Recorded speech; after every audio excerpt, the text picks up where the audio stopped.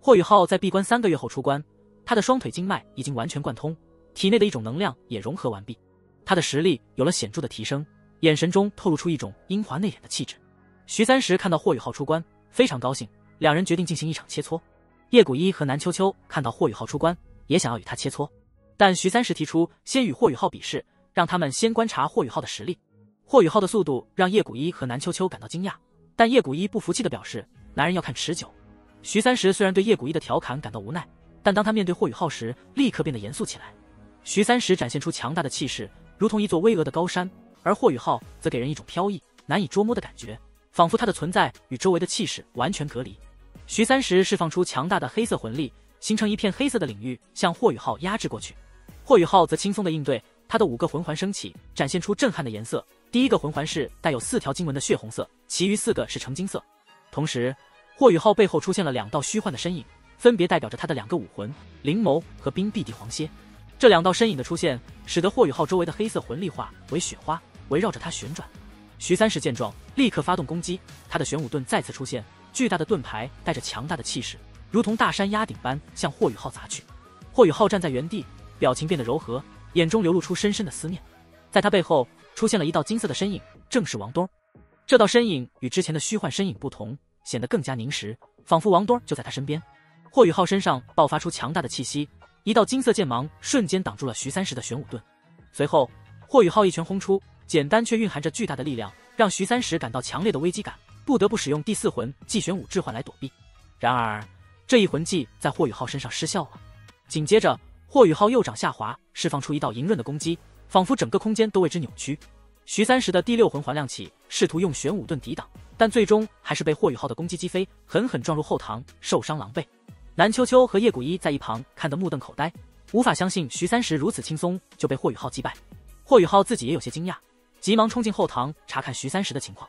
徐三石虽然受伤，但并无大碍，只是对霍雨浩的实力提升感到震惊。霍雨浩在闭关后自创了3招强大的战技：司东拳、念东剑和浩东掌。这些战技融合了他的魂力、精神力和对王东儿的思念，威力巨大。所以在与徐三石的比试中，霍雨浩轻松击败了他。徐三石甚至怀疑霍雨浩是否走火入魔了。贝贝解释说，霍雨浩的战技是将精神力转化为魂力，并与情感完美结合的结果，但这种能力使用过度可能会有风险。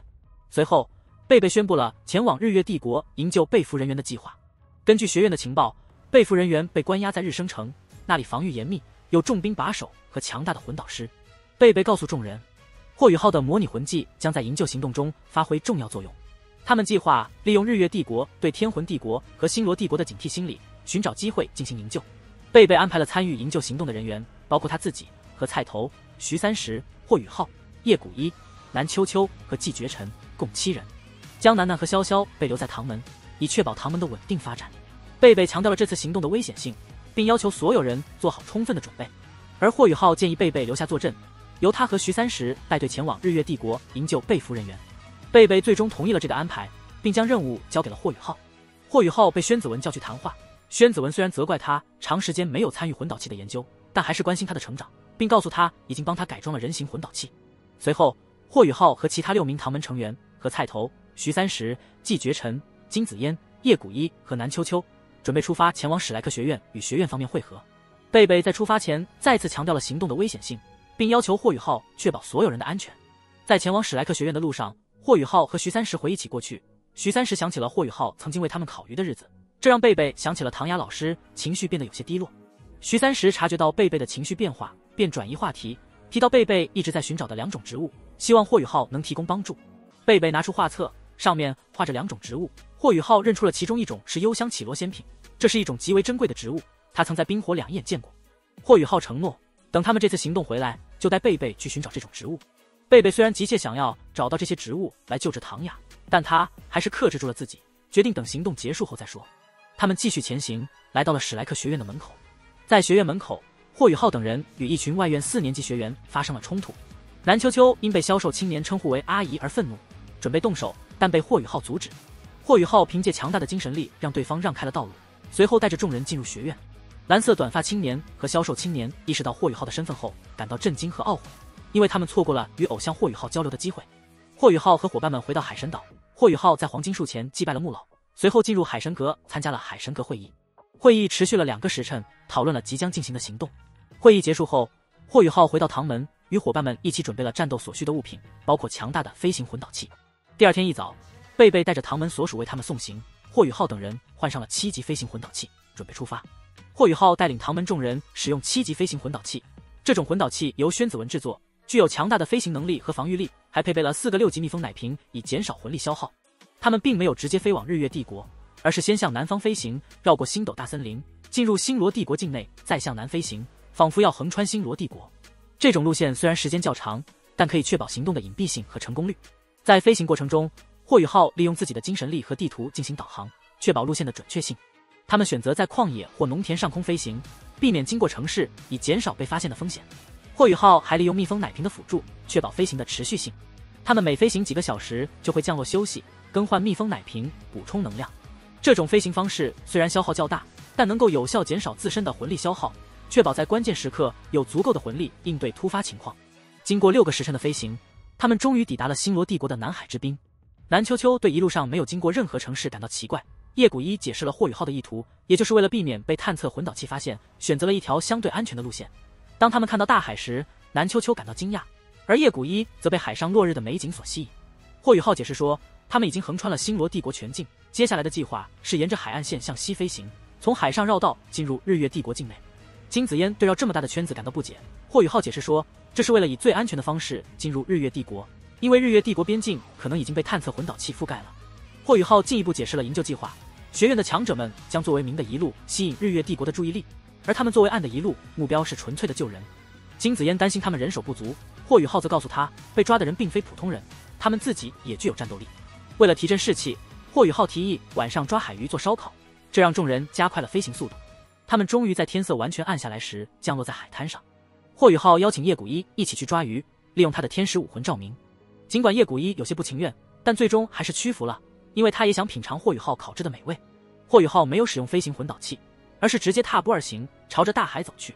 霍宇浩利用自己的冰系武魂能力，轻松地在海面上行走，并冻结了一大片海水，捕捉了许多新鲜的海鱼。叶古一对霍宇浩的能力感到惊讶，同时也对他的烹饪技巧充满好奇。霍宇浩回到岸边后，开始准备烤鱼，他熟练地处理着海鱼，而叶古一则在一旁观看，心中对霍宇浩产生了一种复杂的情感。霍宇浩的烤鱼技术得到了众人的认可，他用芭蕉叶包裹着海鱼，放在篝火上烤制，烤鱼的香味四溢，让在场的每个人都垂涎欲滴。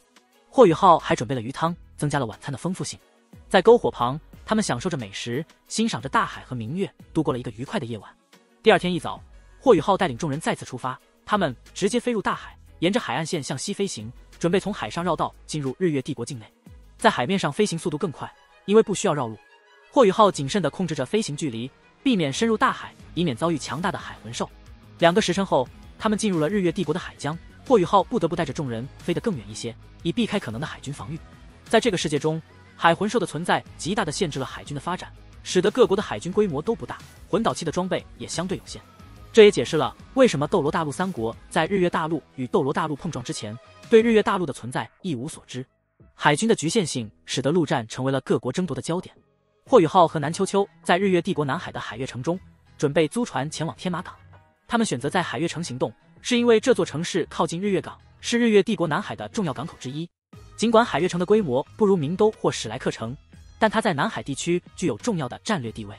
在海月城中，霍宇浩和南秋秋换上了日月帝国的服饰，以避免引起不必要的注意。他们选择了一家中等规模的酒店休息，并补充了飞行魂导器所需的魂力。之后，霍宇浩带着南秋秋前往日月港海洋运输司，准备租一艘能够装载5000公斤货物的货船前往天马港。